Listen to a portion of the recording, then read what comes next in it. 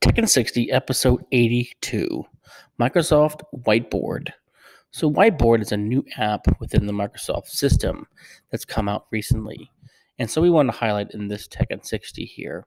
Now, it works across the web, but it also has an app that's available only on Windows 10 devices currently.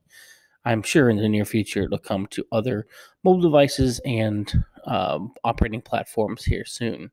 But looking at both here in this video, let's take a look first at the web application. So you just go to whiteboard.microsoft.com, log into your Office 365 account, which here at Education Plus we have access to. And you can create a new whiteboard. And so you can see here, I'll click on this one here. It's pretty much blank, I believe. It says hello to you. It's so nice. And on the web version right now, you only have access to 4 different colors of pens, but you also have access to the eraser. That's really all you have access to. You can be in, multiple people can be in your canvas at once. You can zoom in and out, so it's kind of nice. You can kind of go in as far as you need. Your canvas expands as needed. So as you go off of the space you see, it will expand out left or right or up and down, depending on where you are.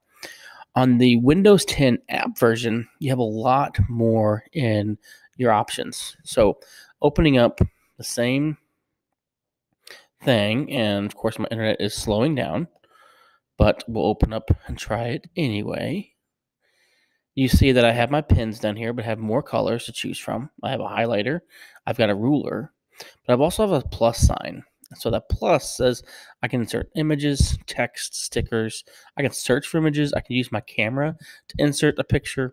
I can also leave a little sticky note. So you have a lot more options on the Windows 10 app. So hopefully those features will be coming to Whiteboard across multiple platforms, multiple devices. So definitely worth checking into, especially if you have a Windows 10 device and Office 365. If you don't, sign up for Office 365 now and get access to it.